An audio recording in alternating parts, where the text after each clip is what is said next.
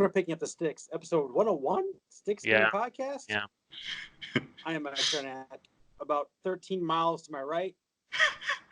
Mike Steak-Carnia. What's going on? About 40-some miles to my left is Art Social Distancing Champion, Rosie. Listen, I've been social distancing. I've been preparing for this my whole life. Way before it was cool. All I ever wanted to do is just stay in my basement, be away from everyone. I can get a headset and play video games with people. That's enough. It's fine. The problem is everyone else has to social distance, which means my wife and kids are home, which is ruining my life. They're never going to see this. It's fine. So we're still, still wanting to record. We're still going to put it out there to you guys. We're still going to do video and audio and all that stuff. We're kind of figuring this out as we go along. So we appreciate your patience if we need it from you.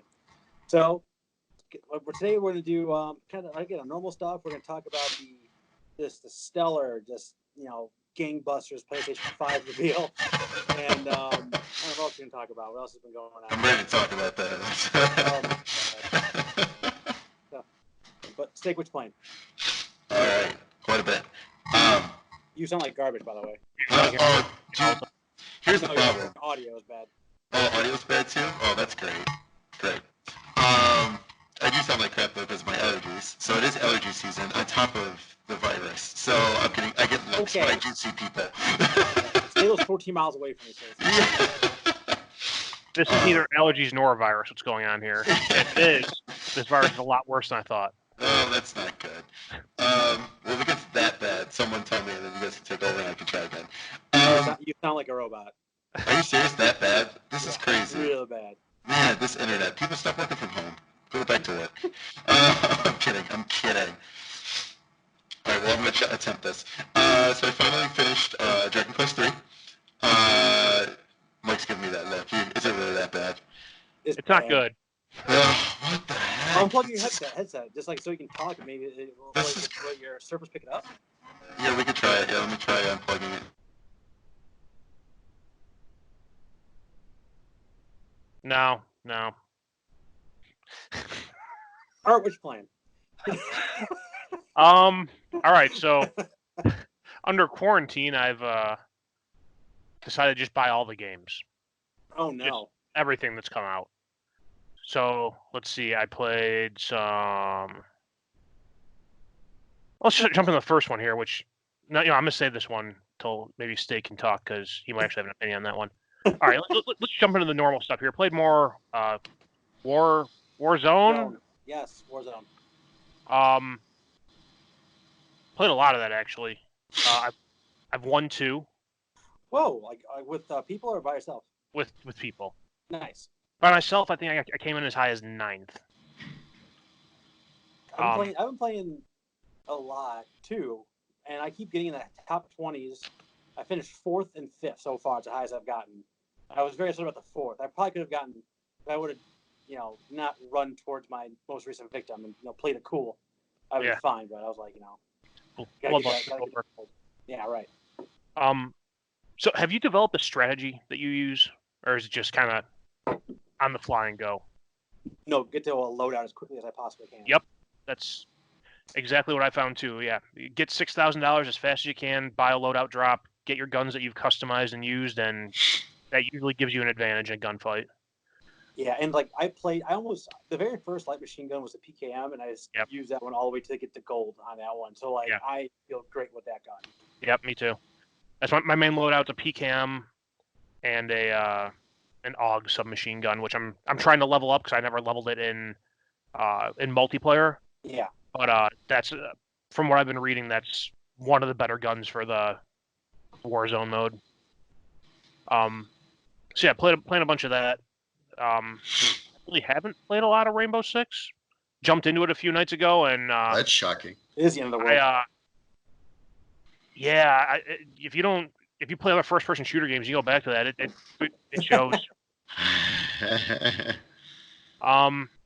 So let's see. Outside of that, I bought just last night. I bought MLB The Show 20 because I really wanted to play with a good White Sox team. Yeah, I understand. And with baseball season supposed to be starting tomorrow, The itch is kind of there. It's more MLB The Show. I mean, if you've played the recent ones, there's not a ton of difference there. And the good thing about that game is they do make they treat that like a lot of the first-person shooter games treat it. Like they constantly update the game and are making changes and stuff like that. So, yeah, I mean, it's a beautiful game to look at. They've since the last time I really played it, which was 2018, the Diamond Dynasty stuff, which is the buy packs and give us all your money game mode. Yeah. They've actually fleshed that out a lot. There's a lot of different stuff you can do in there to earn XP and stubs, and so it's more feasible now to be able to just earn the points to buy the packs as opposed to having to go out and buy them to be able to compete. Okay. But also like some of the game modes they put in there, it's like you'll go through. They'll give you like 10 scenarios you have to play through and give you what the conditions are you have to meet, and there's boss battles and stuff. And it's like you can lose the ones that aren't boss battles and nothing happens. You just don't get the rewards for it. Okay. If you get to one of the boss battles and you lose, it basically ends your run through that. And throughout that, like as you win, you get to pick additional cards to add to your team, additional players. But there's also like power-ups you can get. So they've kind of like turned it into almost kind of RPG-ish. Weird. Like you have perks, so have like better contact on the first 2 pitches of an at bat, or better contact if you're down in the count, or your pitcher will have more control if it's late in the game. It's weird and interesting, and like I said, I just got it yesterday, so I played maybe an hour or 2 of it. I gotcha. It's kind of cool that they're trying to put more stuff in there like that to make it a little bit different, just different than just your basic sports simulation game. Also wanted to see what all the hubbub was about, so I bought Animal Crossing. Oh, and I'm still yeah. What all the hubbub is about. So it is super chill. Do I sound better, by the way? Yeah. Yes, right. Good. Okay, good. So it is, yeah. The whole key to this is like your first couple of days you play quite a bit because you're trying to get yourself going. You're trying to get yourself just going. But then after like the first couple of days, honestly, you maybe jump in for 20, 30 minutes at the most, and then like just do some things and okay, I'm gonna go on about my day. Or right before bed. All right, I'm gonna go chop some wood or catch some fish. Yeah, it's one of those things like having played through Stardew Valley, like very obviously that game was influenced by games like Animal Crossing. Yeah. But in a game like Stardew Valley, I feel like there's so much more to do. So playing in Animal Crossing, it almost seems, to me, it's kind of I guess it's a letdown because of how hyped it was. I guess from people who have loved that game since it first came out, and I'm damn near 40 jumping in here playing it for the first time. I'm like, I don't get it. The other thing about that game is I really do not like that they tie you to real time in that. The days are in real time. It's like it's gotten to the point where I've gone into the Switch system settings and changed the date to advance because you are a time traveler. Yeah, I haven't told children that one yet. I haven't told my trick yet. And apparently time travelers are hated on the internet, and I don't care. Yeah, it's just like you said. I mean, I'm only in the first handful of days in the game still. Like I don't even think I've actually played through like a week. And there's still stuff to do. Like I still can take out the godforsaken loan to build an addition on my house. Oh yes. Good old Tom Nook. I'm gonna break that guy's fucking legs. Fucking criminal. I texted Steak a couple days ago because I got it too.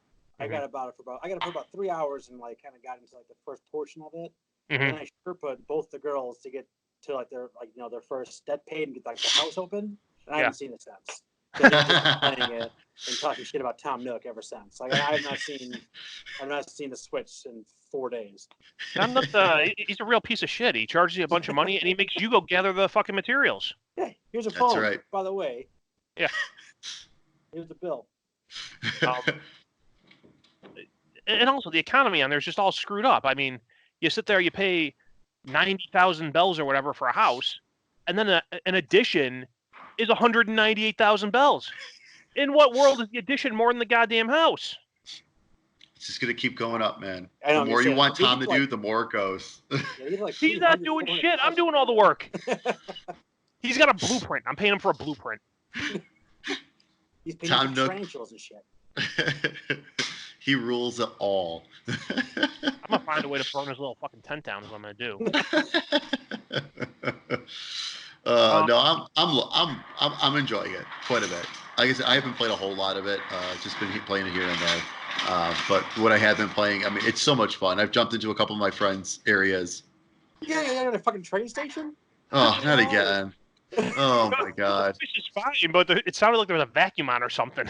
A vacuum on? Oh, Melissa was grabbing ice. Like that's weird. yeah, It should not have sounded like. Oh, is that what it sounded like? Oh, it wow. Like a train station. It sounded like a train was coming into the station right there.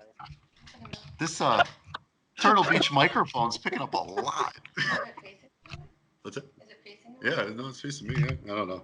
Oh well. It doesn't. It's fine. But yeah, I'm really enjoying Animal Crossing. I think they've done a fantastic job with it. I didn't play the Wii one, but I played the 3DS one. I played a little bit, but on the DS, I probably put over 200 hours in the DS one. Like I just played a ton of it, and I can eventually see this one getting to that point. Yeah, So. I played a lot. I played a lot of the GameCube version, and like this, what I like about that one and what I like about this one too, is like, there's a philosophy. Child labor. That's what you like. Yeah. Start your day off with something like, easy to accomplish and check something off your list. Like, yeah, I accomplished something today already. Like that's what that game is. It's just like little small accomplishments as you go along to something much bigger. But yeah, I wish I could have played it more, but it's been stolen. And the fish look amazing when you catch the fish. The fish look awesome. Overall, the game looks pretty amazing. Yeah, it does. It does. I'll give them credit for that. It looks really good. The other thing that it's not a problem for me. Mike, is more of a problem for you, and I read about it online. Is that you can only play one game on your Switch. You can't set up separate profiles and have the girls play their own game. Oh. That's kind of fucking ridiculous. Yeah. Yeah, I mean it's kind of both, right? So it's like, I would have liked to have like my my pro island and then my island with the girls, right? But like at the same time, like we're all kind of working towards the same goal. And like I'm gonna go back to that world's gonna look completely different now when I come back. It's gonna be God knows what's gonna be built and what's gonna be new. And you're gonna have no rocks. You're gonna have no trees. It's gonna be a barren wasteland. Well, just put weeds. I'll throw plenty of weeds as long as you like. But so it's not really a problem for you because you apparently don't care that much. But like, if whatever, say you're Beth wanted to play it, right. You guys want to have your own game. That's a problem. That's a big problem in my eyes that you cannot have more than one game save on the system, even if you have separate profiles on the system. That's kind of messed up. Yeah, I was surprised by that. Like when Amelia started, I started Amelia with her game first, then got Lucy in, and then you have there's no option. Like there's literally no option to have like their own island. You go into that first island and pick a spot. Yeah, it's one of those things. I have to think they'll patch that at some point because people aren't happy about it. It's a big oversight. I don't think they will. Just the way, because they even said that like you can only transfer your island once to a new Switch. Like so the servers back it up like every once in a while, and you have to actually go through Nintendo to make that happen. And yeah, it's like to prevent like cheating or something. I don't know. People are cheating anyways. Like it's crazy. I'm game. I'm concerned about cheating in this game. I don't know. I have absolutely no idea. They have no problem about me putting stuff on the billboard about Tom Nook touching his kids. Oh yeah, no. I gotta get to your island. Oh, I was gonna say one of these days. It's the mostly normal island, except for the billboard. I just want to check out the billboard. Let me know when you're on, and I'll open up your gates and I'll come visit. But hey, remind me, I have to send you guys. I have QR codes for NHL jerseys and MLB jerseys to add to your game. So absolutely. Yeah. Remind me after this call to send you guys those. I created a custom design in the game. It's just called Solid Black. I just wanted a solid black shirt for my guy. I'm like, all these like stripe patterns and stuff. I'm like, this. I don't care about any of this. Just black. There you go. I just wanted to make miles. That's the only reason I even did anything. I need some miles up front. Hell yeah, dude! Need all the miles and the bells I can get. All right. You play anything else? Also played Twin Breakers. Oh, yeah. Nice. Symbols game. I got it yesterday. I got it yesterday. and as you play through, like every 10 levels, like what you're doing kind of changes. So first off, right off the bat, it's you find out right away why the name is what it is. You're controlling 2 paddles that can only do half the screen. Oh. You start off with your paddles are at the bottom, and they each can go half the screen, and it's a brick breaker. You know, you go down there, you break bricks. Sometimes they drop like coins or power ups or stuff, and you go through and you play it. And every 10 levels, there's a boss battle where it's like there's bricks to break, but there's also an enemy in the middle of the screen, and you got to hit them with the ball to take their life down. Then when you get to level 11, then the 2 paddles are on the opposite sides of the screen. So you're controlling one on each side of the screen, and there's walls on the top and bottom. Okay. And I'm going to leave it at that. It changes more when you get into the 20s. I got to level 24 yesterday, and the game kind of broke my brain. I had to like stop. But last night I finished playing whatever. It was either MLB. Yeah, I was playing MLB. I finished playing that, and I was done. I'm like, I'm not quite ready for bed, so I'll jump in and play that. And one of the trophies in there is you have to beat all 40 levels within a 24-hour period. I'm like, my God. Let me see if I can get past this level that I stalled out on earlier. I got past that. I ended up getting through all the levels. It's definitely a challenging game.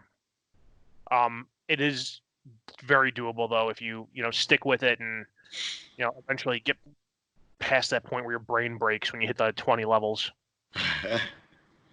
There is like a story throughout it, which is pretty cool. There's kind of dialogue back and forth between the 2 ships.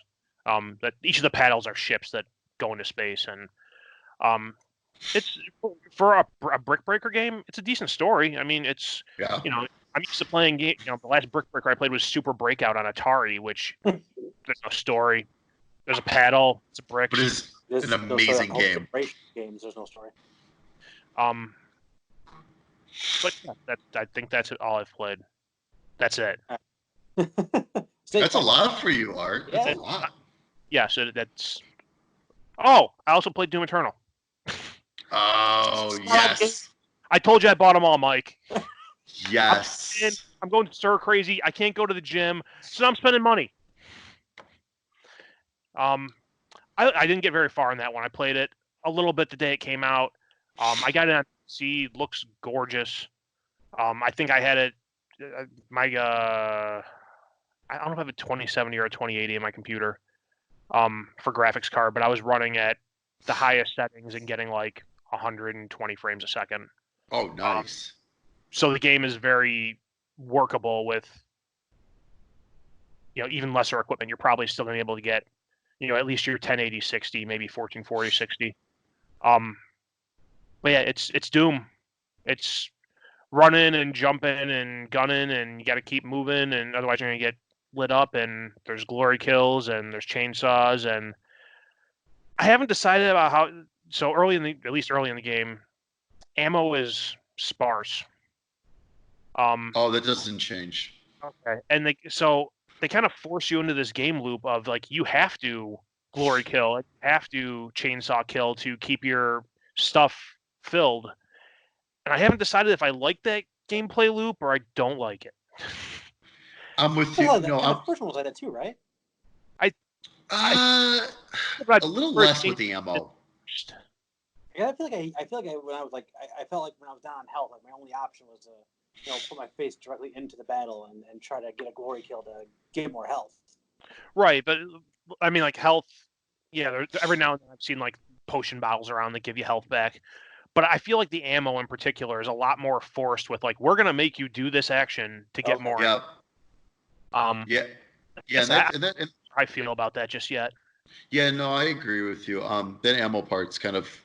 At times I don't mind it, but then when I'm in the right now, I've been stuck on this one level, and it's just madness that's going on. I'm trying to run away, and I can't. Like they're shooting at me from afar, and I just can't get.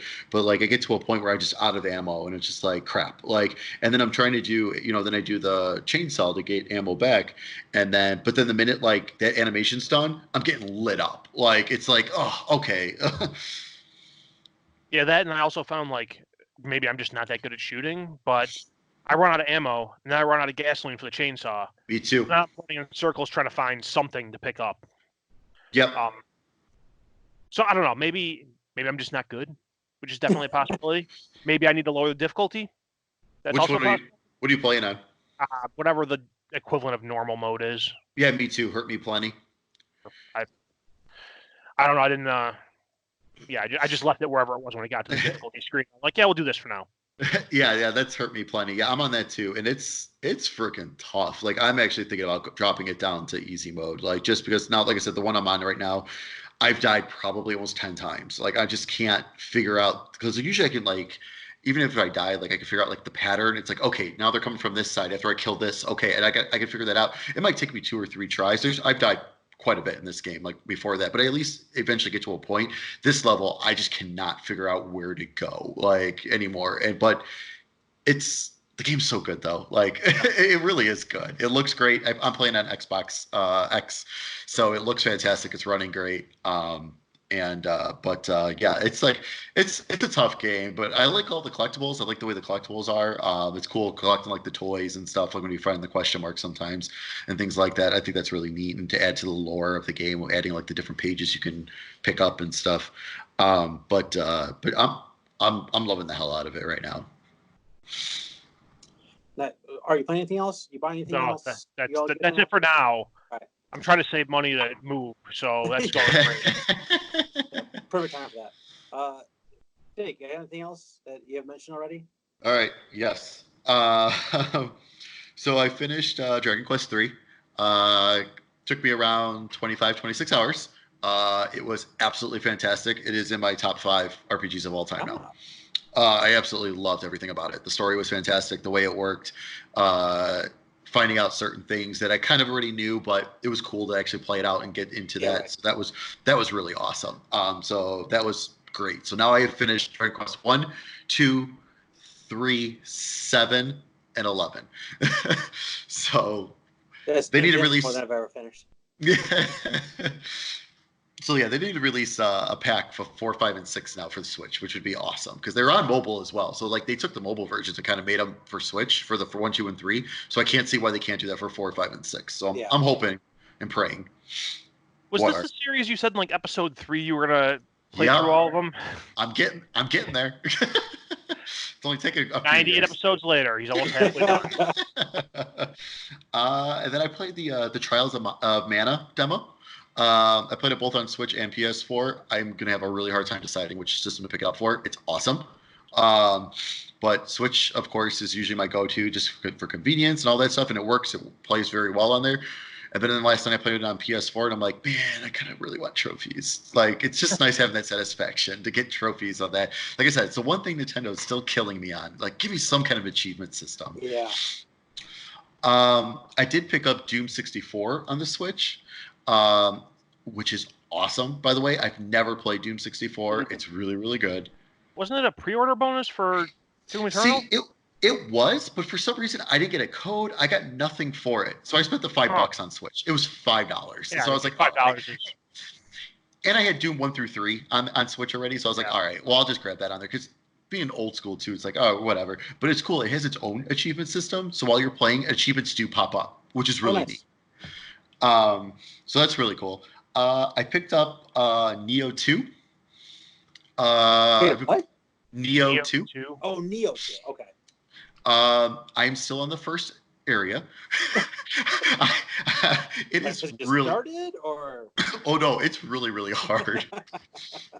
I knew it was going to be hard. It's one of those hard games, but I really enjoyed the first one, and eventually, like, I kind of picked up on it. So slowly but surely, I'm making my way through the first area. But it has a lot more bigger, like mini bosses that are really difficult in this one. Like the first area of the last game had a couple of those, but then you really didn't have I had like issues with a couple of them, but it wasn't until like the final boss of that first area that was really difficult. This is like these mini bosses are kicking my butt. Like it's tough. So again, one of these get good kind of games, but it's really great.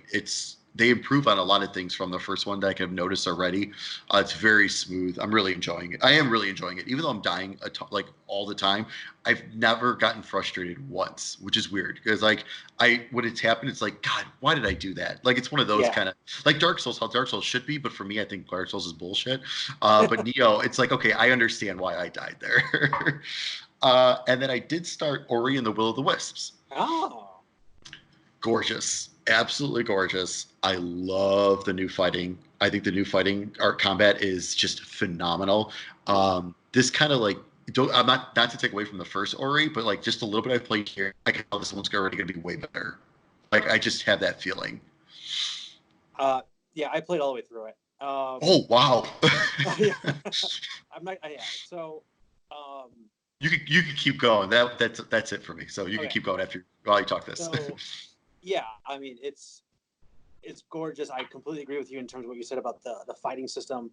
Like it's more like active as opposed to like the thing over your head, like shooting down bullets or whatever. Yeah.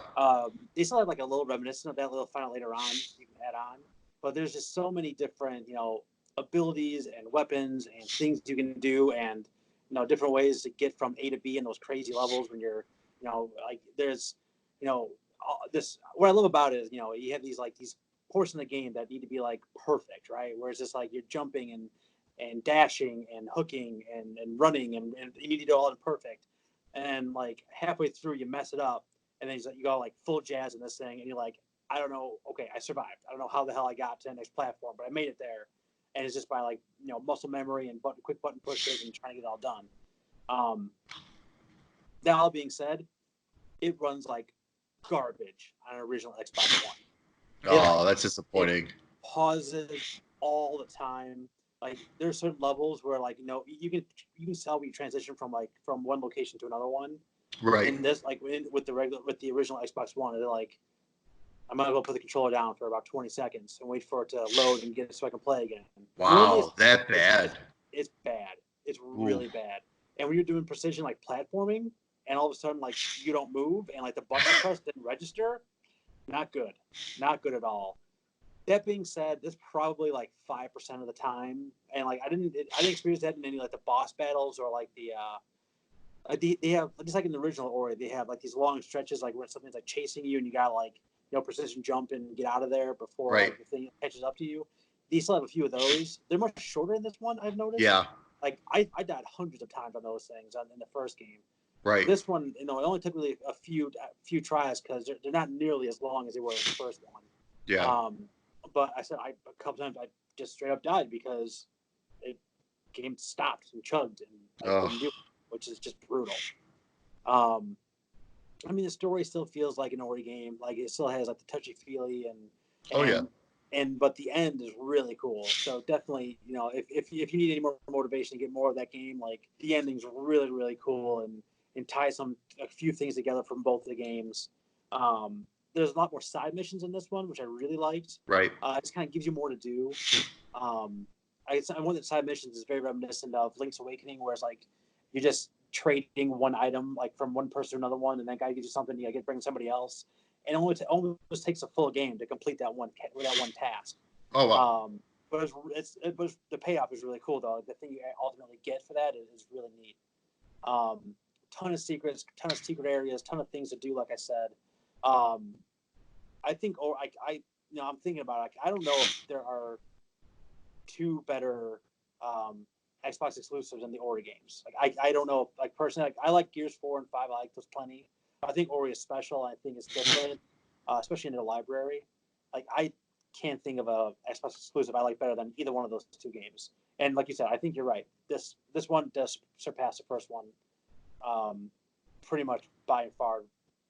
Any aspect you're looking at, in terms of story, the platforming, the options you have, how just beautiful it is when it's running well, things like that. Like it's a great, it's phenomenal, and for it to be included with Game Pass, it's just ridiculous. Oh, absolutely. But if you, for the record, if you have an Xbox X, it runs perfect. So I hope so. yeah, So, I had no issues. And like honestly, like I felt like I was gonna hit you less in the later levels. I don't know why. I think because the first levels are kind of more dense. Like you're in the forest, there's like a lot more going on in the foreground and background, like animation wise. And like I was just like, I'm just gonna wait. I'm gonna wait until this. I'm gonna wait until Series S comes out, and I'm just gonna wait because I can't play this. Right. And I got like a third of the way through, and it kind of slowed, and then it got better. But yeah, man, Ori is full on recommendation. Love that game. For sure. Talked about Warzone already. Talked about Animal Crossing already. Played a little game called Kona. I've been looking at it for a long time. It's a it's a walking sim. You're in Canada. You're a detective, and like you're trying to solve a murder. But really, what you're solving is how to get, the key to fit that door, to open the door, to get to that box that opens the key that gets to that door with that code. Like I'm not. What am I doing here? Like this is like I'm not trying to solve a mystery. I'm on a scavenger hunt. Like what am I doing? So like I'm probably gonna jump off that one. I didn't. Again, that was another Game Pass game. I was looking at it for a long time and almost bought it multiple times.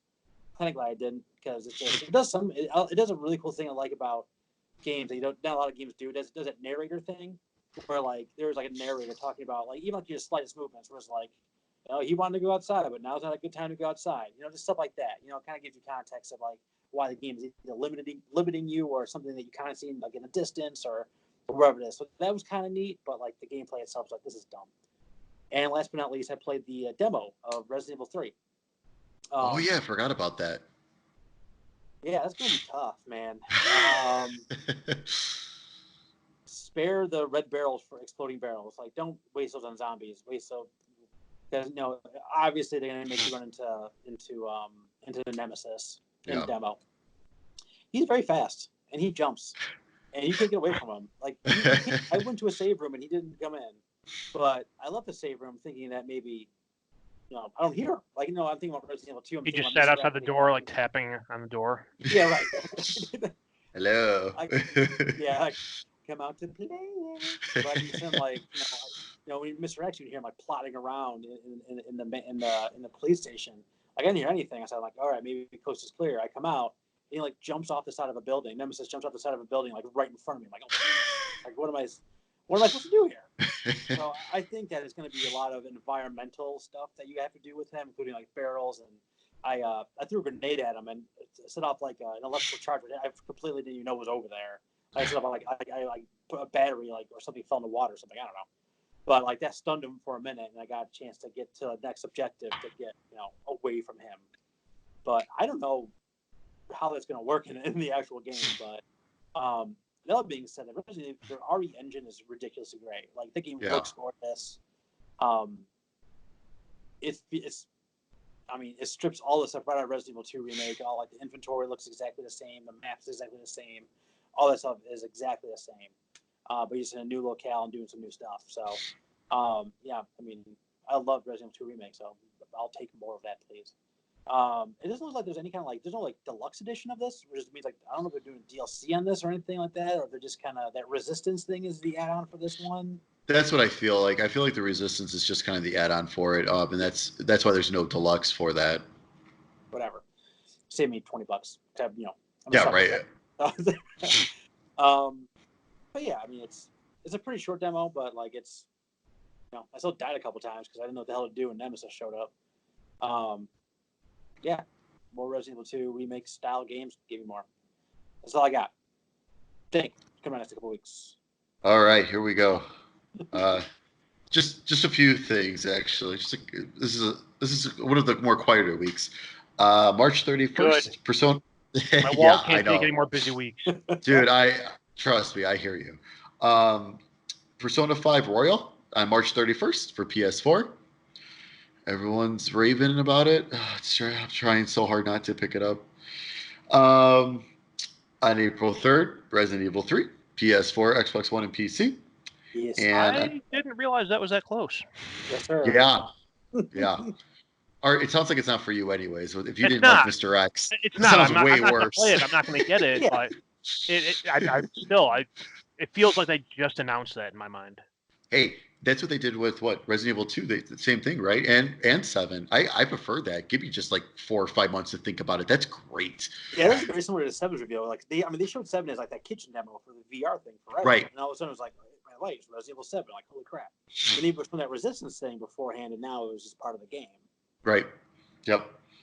And then finally, on April 7th, Disaster Report 4, Some Memories for PC, Switch, and PS4. I did play the demo of that too. It's everything I thought it would be. What is it? So I'm not familiar with this currently. Disaster Report was a game I played, I think originally on PlayStation 2. Or the first one was, and you're just residents of some, I think it's like an anonymous Japanese city, and an earthquake occurs, and you're trying to get the hell out, and now you're just trying to survive and help people and get out. But like in the demo, I did play it. Like I said, it's you're on a bus, and you get like there's a woman, an old woman, kind of like hunched over on the bus. Like everything's fine at this point, and I got like 6 options on what to tell this woman. To like, I can give her my seat. I can give her my seat and be like rude about it. I can just not give her my seat. I can just tell her why I'm not giving my seat. Like there's like all these options for this thing. It's very weird, and you get like moral points, which is about as Japanese as it can be. Like you get these moral points or negative moral points depending on how you're acting and what you're saying to these people. So, like in the demo, like I came across a teacher that was looking for 3 of the students, so I was trying to find them. Every single time I went down the street, like an aftershock would hit, but like because it's PlayStation 4 now, like buildings are like falling over and things, but it's just like I don't know how this is going to sustain for a 5-hour game. Like it's one of those things, it's like but like they never got. Like, I remember playing the original Disaster Report. What was fun was when you had to like go around in the interiors, and part of the mechanics is like you need to like hunker down and if there's aftershocks or something, you need to grab onto something or like squat down so you're not going to fall over and like hit yourself or something fall on you or whatever it is. So I think it's going to end up being a lot of that eventually. But now it's like just a lot of weird side missions and I don't know. It's very, very odd. So that's it for the new releases. So a little quiet right now.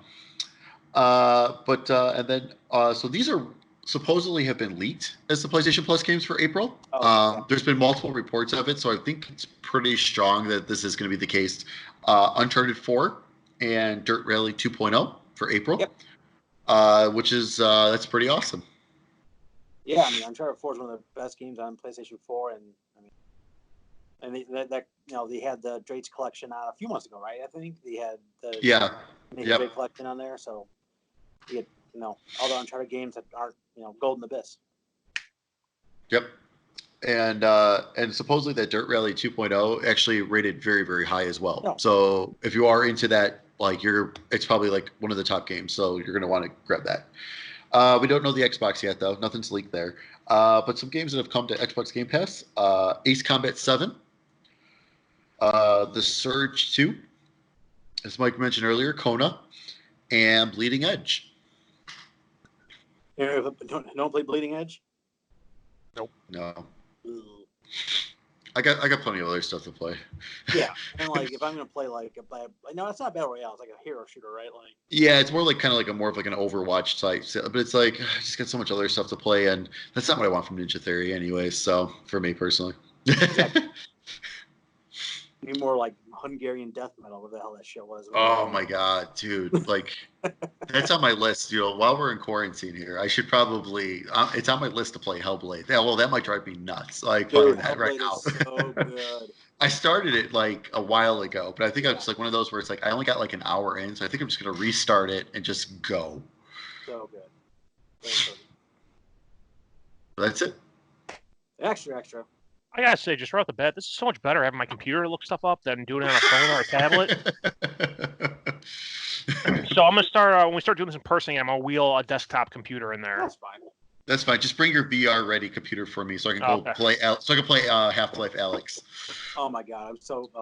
I want to play it so bad. Everyone in the world that can play that game to play that game, because I just need like some kind of I don't know if it feels like it's impossible for them to like make that into a regular game based on everything I've seen. But, I think I saw something about someone found a file to put it into like first person mode, and one of the guys who created the game says like he's pretty sure mods will be able to make it into a playable non VR game. Jesus. Yeah, but he said, but that he doesn't. But then he said though, like after they do that, I think they're going to realize why it's in VR. Yeah. And like all the reviews are saying, like this is like if you've been waiting, like if you didn't understand VR, this is going to make you. This is why VR is what it is, and like that's why it's like, oh my god, I need to play this. Like everything I see on it, it's just like it just seems like it's really wanting to be as creative as possible with like, like I said, they have like that, the dry erase board you can actually write on and erase, and they have like a full functioning piano, and if you find a radio and you pull up the antenna, the signal gets better. Like it's like every ounce of it was thought out, and like how could someone with their actual hands manipulate something in the world just for I mean, making it a full working piano does absolutely nothing for the game outside of just being fucking really cool. Right. I just feel like that's a whole. It's like how much of that is in that game. Absolutely. All right, I guess it's time for the news. Excellent. Okay, so there was a couple of announcements. Both Xbox and PlayStation gave some info on hardware specs for their next-gen systems. I'll start off with Xbox. So let's see here. They announced the processor has 8 cores running at 3.8 gigahertz, 12.15 teraflops for graphics, 16 gigs of GDDR6 memory, 1 terabyte custom internal drive. There's an expandable storage card slot that will support a 1 terabyte expansion card that will be identical to the internal storage, so same memory speed, which is something you wouldn't be able to replicate over USB. It does support external drives, but you will not be able to play Series X enhanced games or whatever off the external drives. You will be able to play older games off the external drives. Has a 4K Blu-ray drive. Their performance target is 4K 60 frames per second with the possibility of going up to 120 frames per second. Release date still tagged as holiday 2020. There was a brief moment that their website had a page showing Thanksgiving 2020, but they quickly pulled that off, and I think Phil Spencer put out a statement saying that was a mistake. That shouldn't have been there. That's not accurate. Although Thanksgiving is a holiday. And in the holiday season. Yes, it is. What day is it? Oh, I'm such an idiot. It's Thursday. But what day is early? Is it like early or late? It's usually like that last Thursday of November. So Thanksgiving's always the last. Year? Yeah. That sounds about right. It does. Like the week before sounds about right. Yeah, but Thursday sounds like weird though, right? Well, I mean, it could just mean, Thanksgiving season-ish, Right. Thanksgiving exclusive launch window. It could launch on Tuesday. It could launch on Black Friday, which would be a colossal fucking shitstorm. I can't see that. God. I can't see that. That's what I'm thinking. That week before would be perfect. If people thought shit was crazy at Walmart this year, you ain't seen nothing yet. That's right. Am I missing anything here that you guys can think of on the Xbox? No, they just specs wise. No. Oh yeah. What was that? The controller. This they're adding it's basically like a share button, and then it's going to be very similar to the Xbox One controller, but like some of the contours are a little bit different, like around the triggers, just to make it a little more ergonomic. It is the Elite D-pad. Yes, right, correct. Right, the satellite dish looking thing. Yep. Yeah. Yep. And then they just showed off a couple videos. They had a couple tech videos showing off like the quick resume for like multiple things, which was really cool. Yeah, no, there's like 4 games you were like, dude. I thought it'd be like you can have one game pause and then you start another one. It seems like a bunch of them. Yeah, that's that whole custom like hard drive thing, and like with the RAM and stuff too. It's just like that's why like they're creating these custom things, and it's like, and I understand like a lot of people are like, oh my god, these memory cards that you have to buy and stuff, like how much are these going to cost and everything, which I fully get and understand, but at the same time, they're going to be fucking expensive. They're going to be. Oh, absolutely. Well, my buddy Foos. Yeah, exactly. My buddy Foos was saying like one of those right now for 1 terabyte is $200. So, so they're going to be expensive, but they're like, but to get those speeds and stuff, I get why they're doing it. It's just like, cause I mean, you can't, like you said before, like you can't replicate that with a USB. Like I just bought one of those Western Digital black external hard drives. So I was like, oh, perfect. I'm running out of space. I'll just use this. But then I'm like, okay, well, maybe now I should return it, because I'm thinking like I've got my one like for my 360 and like Xbox One games that aren't enhanced with the new Series X. It's like I've got my hard drive already. I can just keep that, plug it in, it'll work fine. And then because for Series X, you have to transfer it anyways. You can still store them on the other drive, but then my thing is like, well, how long is it going to take to copy back and forth? And like that sounds like it could just be a hassle. So it's like I'm just going to use Series X. Will just go internal, and then maybe I'll eventually buy one of those memory cards. And someone actually brought up a good point that like think about it. Like you could bring like you put a certain game on there, you could take it out, bring it to your friend's house, slap it in, and log into your account. And you're ready to go. Like that's kind of cool. Totally. Yeah, no, totally. I just want to. I really know how much all this is going to be. Like I said, it's going to be 200. If it's going to be 200 Not bucks cheap. alone, yeah. No, I mean, again, not just the add-ons, like the system. No, I'm talking about the console. Oh, for sure. Cheap. Yeah. No, agreed. And like, how many games do you think you can fit on 1 terabyte with all this? Well, 4K and. So Gears of War 4 currently on my Xbox One X is 120 gigs. 8. Maybe 7. I'm gonna go like because it's just and that's just like that game. That's not like Hellblade 2. I think is gonna be like 150 gigs. Like I just have that feeling like with those textures and everything. Unless they figure out a way to optimize all this stuff even more. Like right. But my guess is gonna be each game, at least early on, is gonna be between 100 and 150 gigs. Yeah, I know I hate deleting stuff. Like that's why. I agree. I'd rather spend money on a hard drive than that. And well, I got 4 terabytes full right now on my Xbox, and I don't play any of it, but it's just there if I ever want it. like every once in a while, I'll be like, I am gonna play that. That's like that's like it's my backlog from time to time. I'm like, no, what the hell? I am gonna try that. It's like, yep. That's how it kind of works. I mean, but now it's fine because now we have whatever's in our system, and we all have 4 8-terabyte external drives, and we just load those up, and it's good to go. But if we're talking, the built-in 1 terabyte drive is going to hold, let's call it 8 games. It's going to hold 8 games, for the Series X that, has all the 4K goodness. If I buy another, that external card for $200 or whatever, that's still just 8 more games. Right. And so you're talking, I mean, take that $200, spread that out, out across those 8 games, $60 each for them, plus whatever, $30 more for the storage space you're paying for it. I mean, it adds up for convenience, but it's. But I think it's like I said, like I bought a hard drive big enough to be like, I'm good forever. Right. Right. On my PlayStation and on my Xbox. Like I just if I want something on there, I want it on there, and I just don't want to think about it. That's why that's massive first world problem. I understand that, but like, right. I'd rather have it be that way, just in case someone does come over, like, hey, do you still have Mortal Kombat 11 on here? Oh crap, no. Do you mind waiting around for like 2 hours while I download it? Right. Like, I'd rather have it just be on there ready to rock and roll. Exactly. I don't know. Like it's like, and like I didn't even think of like what Art said too. Like, okay, I buy the $200, let's say, add-on to get me 8 more games on there. Like that's not probably worth it either. Like I read like 8 games and 16 games to me like aren't that big of a difference. Like if it was like 8 and 100, like okay, fine, like that'd be worth it for me. But I don't know, man. Like I think it's gonna be a problem on both systems. Frankly. Oh yeah. And from what it is, and it sounds like it's gonna be an expensive solution, at least in the early portion of this system life. For sure.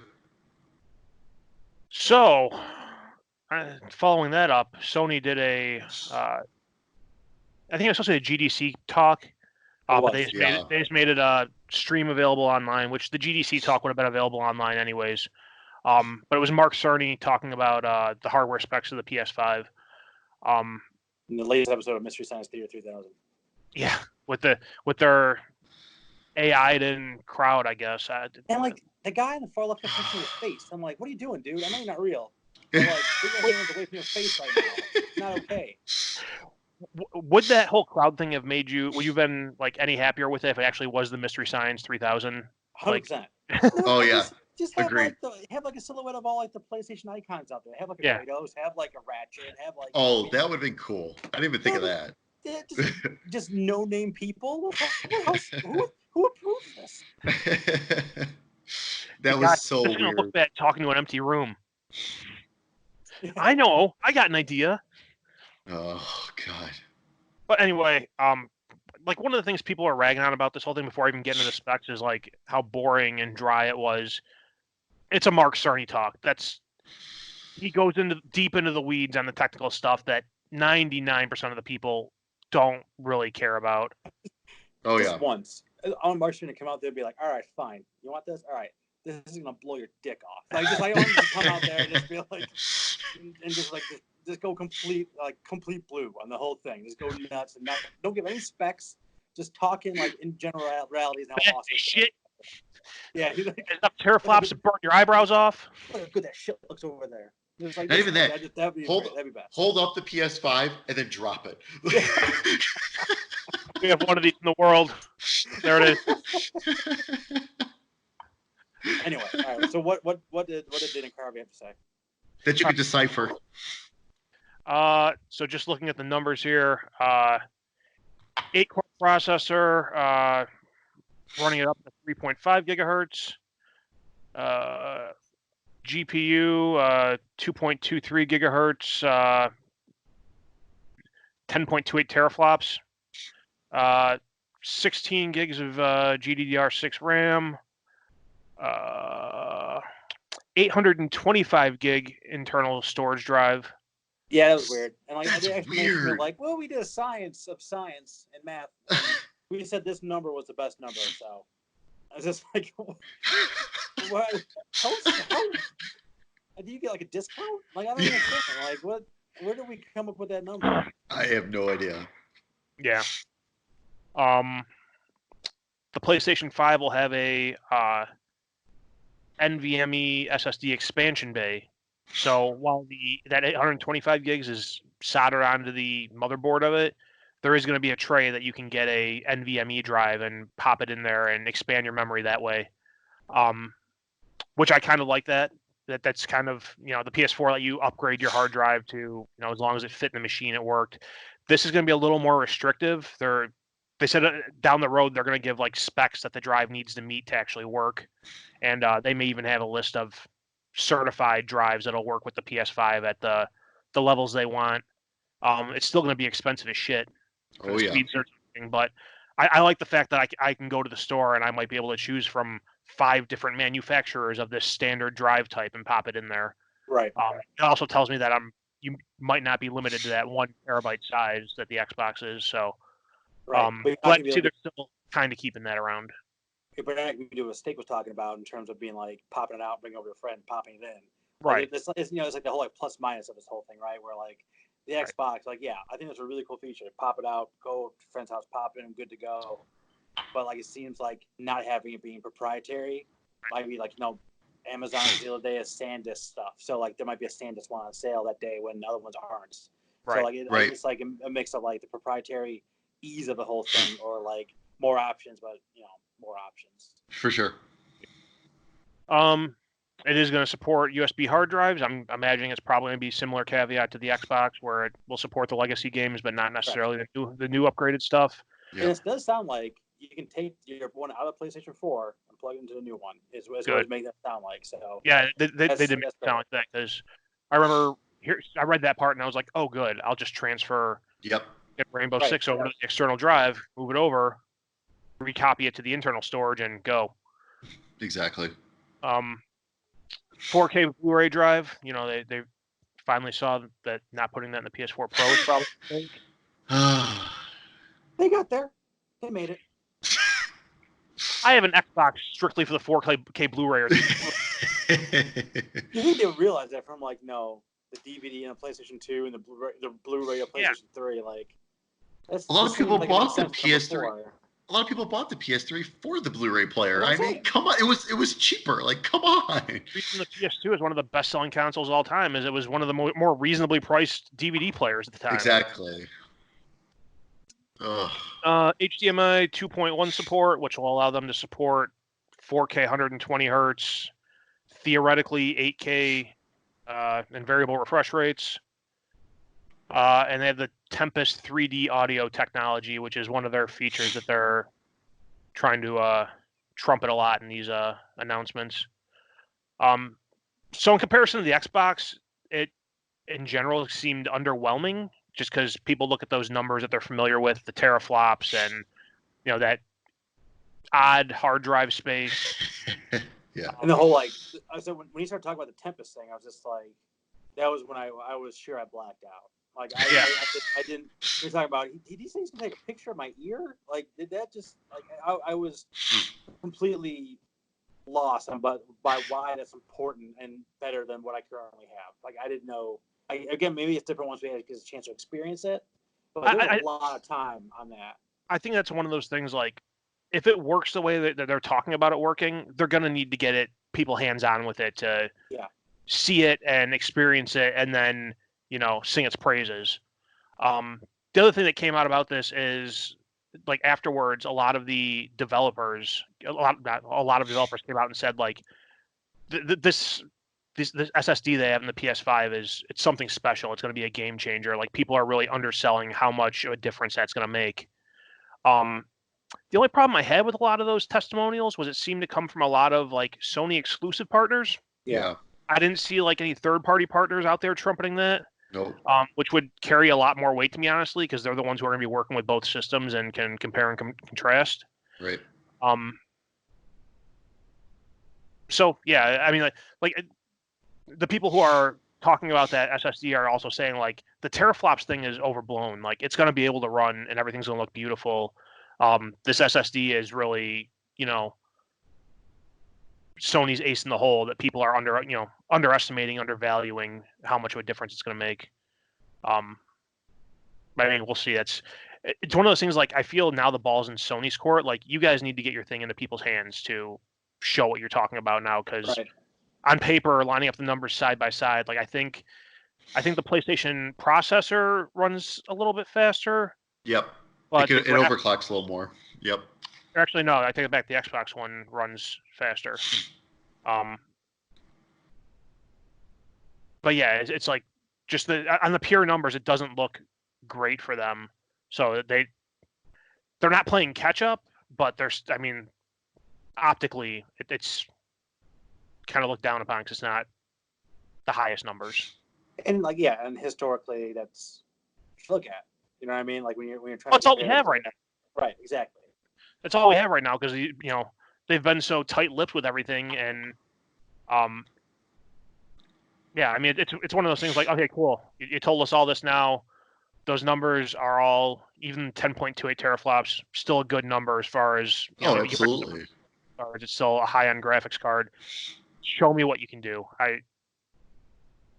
Show me how that's good enough. Show me how this SSD is going to change things so dramatically. Let someone see what your stupid audio thing is, so you can just stop talking about DVD audio, and we can get maybe a non-techie person's description. I'm kind of surprised at this point. I assume that they have they have working models, right? Yeah. They have dev kits that are going out to developers. I'm just surprised they haven't gotten. I mean, what was it? Was it Wired that's been going to them and doing their stuff? Yeah. I'm surprised someone hasn't gotten their hands on doing an article or an exclusive of something. And I think that would be big for them, like you said, Art. Could be like, numbers are one thing, but here's what I, as a independent third party, saw the system do. I think would have a lot. Would go very far with people like us that are trying to figure out what the hell is going to be coming out here in a few months. Yeah, no, I agree. And I just show something. I mean, at this point, I've hit that point. Yeah, it's just something. Like, I've hit that point where it's just like, okay, great. Like you said, Art, okay, great. Now you got all this out of the way. There's nothing else for you to show but the box and some stuff, like actual legit stuff. Like at this point, right. And and I know they're making a big deal about that audio thing. Like you said, we got to find out. Let's get some more.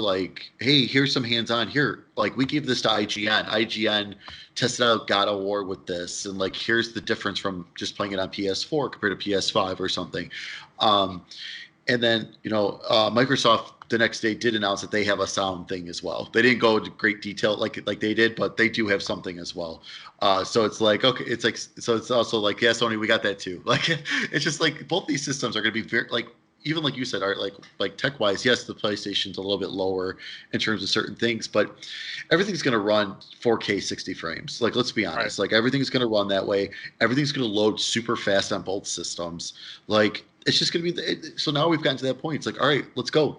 Let's get these games out. Like, let's start seeing some stuff. We need, if it's coming out this year, you got to start showing us something. Like, this is crazy. It's March. We got to figure what, I don't know, 7 to 8 months. The release is coming in 8 months. And we've seen a little bit of stuff here and there, but nothing like true gameplay. Like, you got to show us, like, come on, we got to start seeing, like, I understand if you don't want to drop like prices and stuff like that yet, because they're both being very stubborn, which legitimately so, because they're both gonna be expensive. I get it. No, 100%.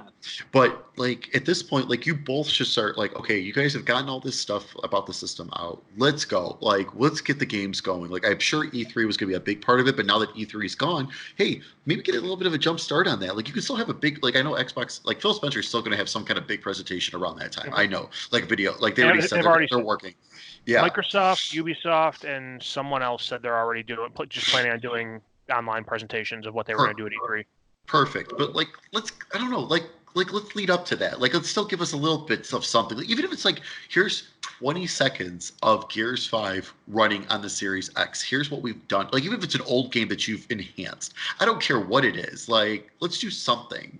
I think it's almost going to have to be something like that, because I don't think that Sony would be very happy that Ubisoft or EA shows the first like PlayStation 5 games. I think that they would rather have like kind of I don't say control that message, but like they would want to be the first ones to have a Sony event and have Sony games along with the Ubisoft games and everything. Absolutely. Have it all together. But just like I don't think that they want to be like, all right, the first salvo is going to come from EA. We can also buy this on Xbox. I just don't think that they would want to do that. I think that they want to have their own thing. I mean, even if they do that thing where they do, like in previous games, games like Battlefront 2 was like that looked like a Sony exclusive based on all the advertising and everything. Like, that's obviously that wasn't a fact, but like they can do those kind of things when they have on a Sony stage to show Battlefront 3 or whatever it may be, and then all of a sudden it looks like a PlayStation exclusive, so people think that you can only get on that one on the new PlayStation 5. Yeah, I don't know. And I would say, for comparison's sake, like comparing the teraflop specs they listed to the current PC GPUs, the PlayStation's matches up with about an RTX 2080. The Xbox's falls between a 2080 Super and a 2080 Ti, which are both top of the line cards. Right. So I mean, you're splitting hairs there. It's right. Oh yeah, no, absolutely. And that's the thing, like I said, and especially like third-party games, they're going to run the same on both systems. It sounds like, especially because how close in specs these both are. So third party is going to run very similar, I believe, at least right now, on both systems. Mm-hmm. It's just going to be a matter of that first party that like Microsoft needs to make sure that hey, we do have the slightly more powerful system. Like, let's really inch everything out. Like Hellblade, like let's make every little groove in her teeth like shown. Like, I mean, like at all times, throughout the whole game, you could zoom in and see every inch of her teeth or something. Like that's where the difference is really going to come in. And I mean, but that's the thing, we need to see it. Like Microsoft, like we keep seeing these like, there's been like more of these like leaks and stuff. Like the most recent leak, like supposedly of a Fable reboot. It's like, all right, guys, like. This has been rumored for how long? I feel like that's been rumored for like 3 years. Oh, absolutely. And now like things are slowly starting to leak again.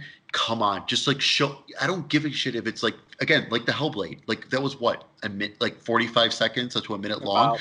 About something. Like, let's go. But like we still. I mean, what have we seen for next gen yet? We've seen Senua's Saga, which we don't even know when that's coming out. That could still be 3 years away. Who the hell knows? Godfall. Right. That's it. I mean, Ubisoft, I'm going to assume Assassin's Creed Ragnarok, when they show that off, it's going to be if they're going to show off the next gen. Right. And then, like, I mean, remember Watch Dogs 3? Like, is there even a release date on that at this point? No, they actually put it indefinitely, and I guarantee you, when they show it off again, it's going to be, it's going to be the Series X PS5 versions when they show it at their E3 thing. Look, it's just going to be like, for the original Watch Dogs, it's going to come out previous gen and next gen, or how are they going to do that with this, this whole thing? But, like, I don't know. We haven't, like you said, like Steve said, like, we have not seen a lot, and we're not that far off that we should probably, I think we should have seen something more at this point. Yeah. But, I mean, I don't know if they're still going to wait for the E3 time frame, or they're just going to do their own thing, because there's kind of no rules this year. I think like Microsoft and Ubisoft, the companies have said they're going to push forward and do something online. I wouldn't be surprised if they hold their same time slots that they would have had at E3. True, I could see that. Go for it. Just do something. And that's fine. It's just fine. But then that also means, well, okay, Sony. So what does that mean for you guys? That's the thing too with Sony. This is out there now, and on paper, looking at the numbers, it looks like they're coming up short compared to the Series X. Like, I feel like whenever they do show that and they show the games, they better have a handful of those heavy hitter first party titles, because that's where their bread and butter is at this point. I agree. mean, if I wasn't like invested in those series and enjoyed them, I'd be sitting there going, damn, with crossplay becoming more of a thing, maybe I should just get an Xbox. Right. Yeah. But when the next Horizon comes out, I'm gonna want to play that. Whenever the next Spider-Man comes out, I'm gonna want to play that. Whatever the next thing that Naughty Dog does after Last of Us 2, I'm gonna want to play that. So I'm gonna get a PS5.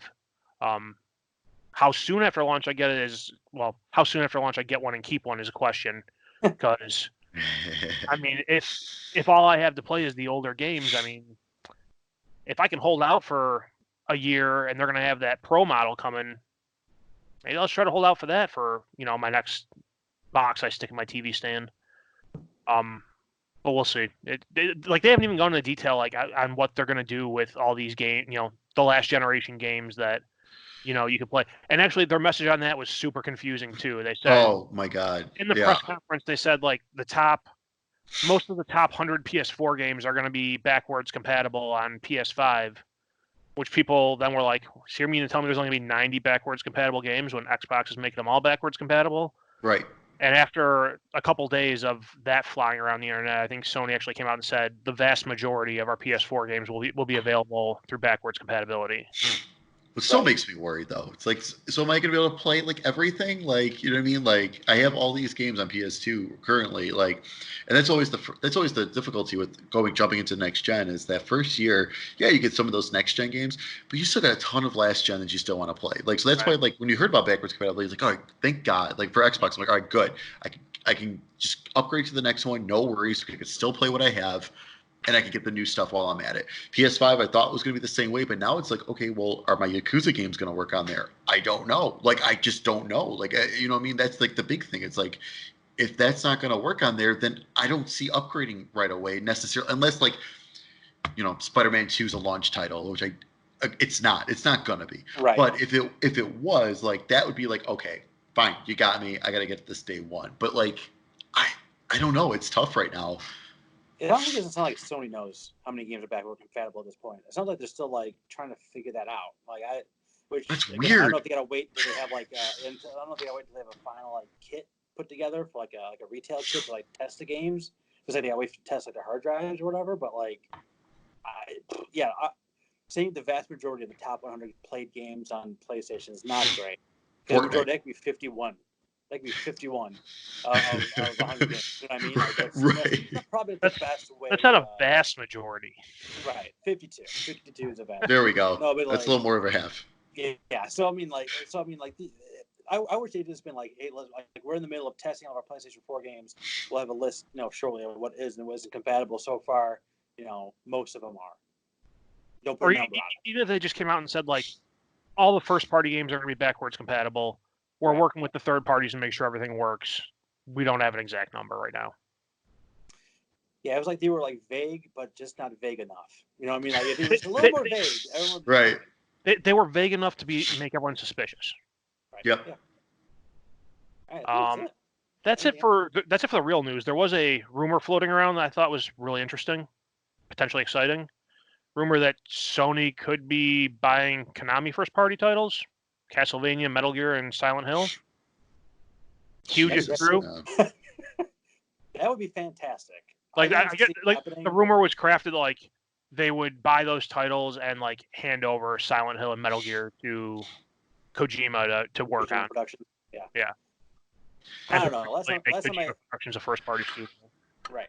I mean, last time I saw Kojima say something, he's writing a script for a movie or some shit. So I don't know what he's doing, but it's the typical celebrity thing, If you're successful in one field, you want to be successful in another one. Every basketball player wants to be a rapper. Every rapper wants to be an athlete. It's true. It is true. Half the athletes want to be actors. I mean, get a little weight off the court. I want to believe that's very true because that would be great. Because I mean, I would love to see a new Silent Hill. I would love to see a new Metal Gear Solid. I can't even imagine a price tag on that to Konami. I mean, they have them sit on it and either re-release the old games and then not put any new money into it whatsoever. Yeah. To me, like so a couple days ago, Konami actually kind of made a statement about the Silent Hill, saying like supposedly the rumors are not true, but they are going in other directions with Silent Hill.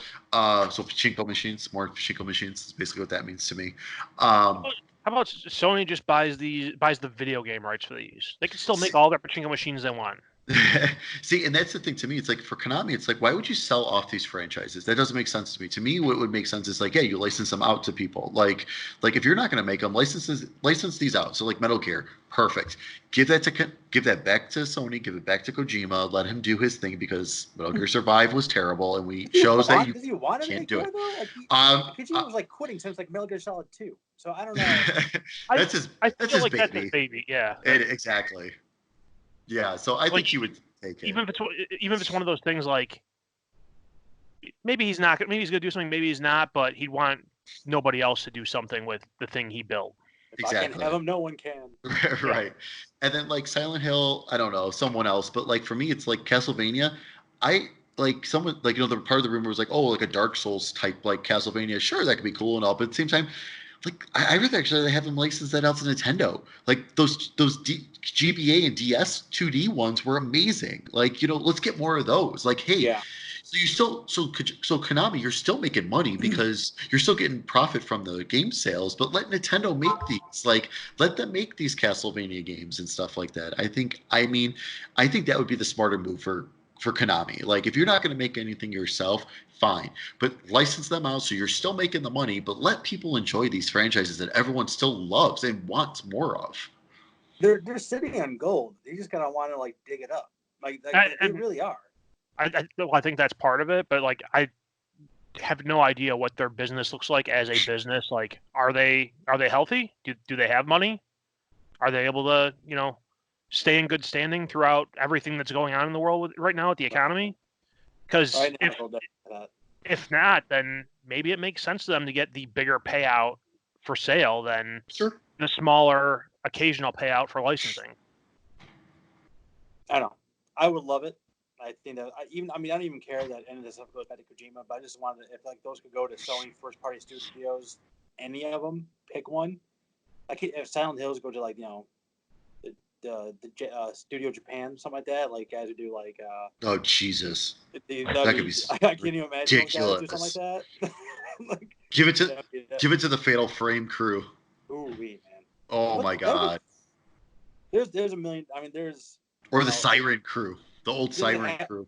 There's a half dozen crews I would give either one of those profiles, either one of those projects to, and be totally happy with. But speaking of which, Sony should just make another Siren. That is their Silent Hill. Like they haven't had that since PS3, and that was scary as shit in PS3. It was like launch too. That came out like the beginning of the PlayStation 3 cycle. It was weird. It was like 12 episodes. I remember I bought it. I bought it for $60. I had to download 12 episodes, so it took like 3 months to download them all on the PS3. I remember when I got my PS3. Like I got it, and then I tried to download the demo for MotorStorm. A week later, I got to play the demo of MotorStorm. It was just it's like downloading a song on Napster. Oh my God, it was so brutal. Not Napster, LimeWire. So it was even worse. Yes. Back in the day, on Napster, if you hit 3 kilobytes a second, you were flying. That's true. My God. What else you got, Art? That all you got for us today? That's it. That's all. I think that's all we got for everybody today, right? Mm-hmm. Awesome. Well, this worked out pretty good. I also had a few hiccups up front. I mean, I think we all got it. There we go. All good. Yeah. This worked out okay. Yeah. Now that we know once we hit record, it records all 3 of our faces, and it's fine. That's good enough. All right. So, I mean, do it again a couple weeks from now, right? Yeah. We're flying by the seat of our pants just like regular life. We have no idea what we're talking about, what we're doing tomorrow. That's all right. For the record, if it wasn't for the technical hiccups, I was just going to remote play MLB the whole time we were doing this. Nice. I was going to see how long I can get away with it till you guys realized I was just doing something completely different. I played I put in my which plan. But I played about 2 hours of The Show 19. Yeah, Just so like, I want to try it out. And I like, no, I hate baseball games. I played the hell. It is like I lost my first two games like in the ninth inning, both of them. I'm like, I'm out of here, never again. And you can't do like a GM mode on that either, which I hate. Like I want to just be like, there's like you can't like simulate. You can simulate, but you can't see the box scores. Like you gotta like you can only see like full like league stats. Like this doesn't do me any good. What? I couldn't figure it out. If you can figure it out on 20, you let me know because All right. I'm looking for a managerial or I'm gonna bring back. I'm looking for a front office job. Yeah, really. That's what that's my plan when we all go back to work. Trying to rebuild those Cubs for yourself. That's exactly what I was doing. Trade Bryant while he still has value. There you go. I'm that guy. I've gone there as a Cubs fan. Everyone but Rizzo and Javi gets to go. Anyway, we're not talking about baseball. So I mean, I already got a uniform on for our sports podcast. Let's go. All right, There's so much sports to talk about. And then start recording. All right, good. All right, guys. We'll see you next time, Stickheads.